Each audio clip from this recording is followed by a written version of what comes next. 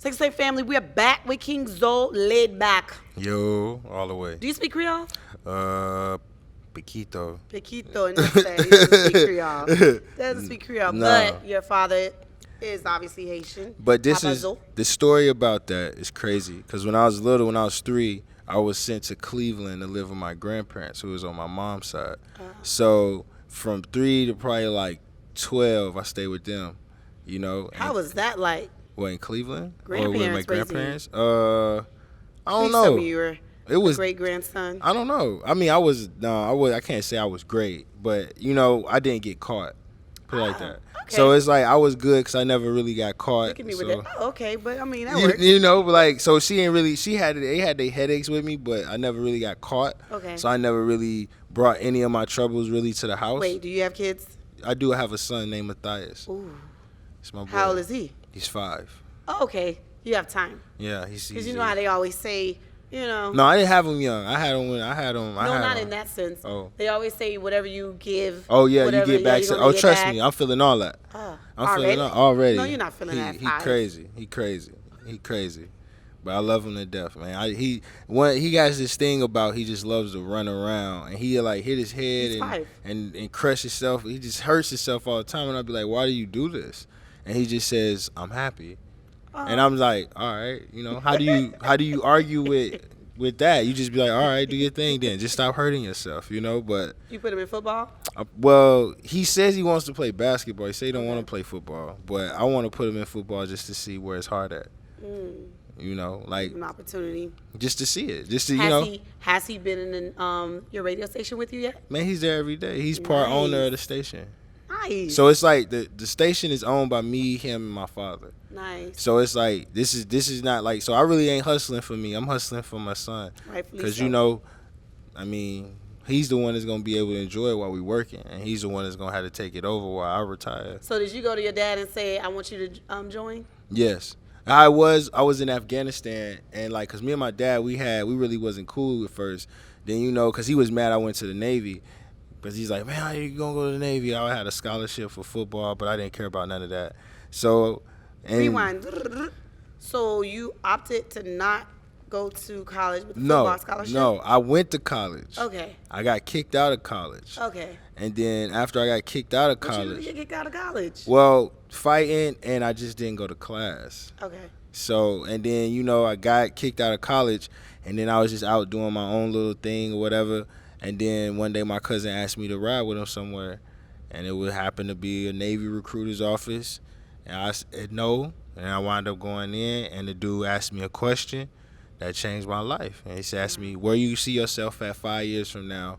And I thought about it, and I said, I'm probably either going to be here, I'm probably going to be dead in jail, or with him.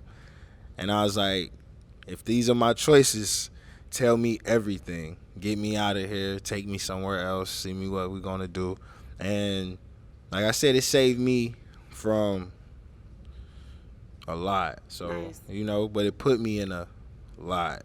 Right. So, you know, it is what it is. So with the knowledge that you have, if your son came to you and said, Dad, I want to go in the Navy, or I want to join one of the armed forces, what would you, with the knowledge and wisdom that you have, would you guide him to, okay, you can join it, but these are some things to look out for, or no, I have another route for you?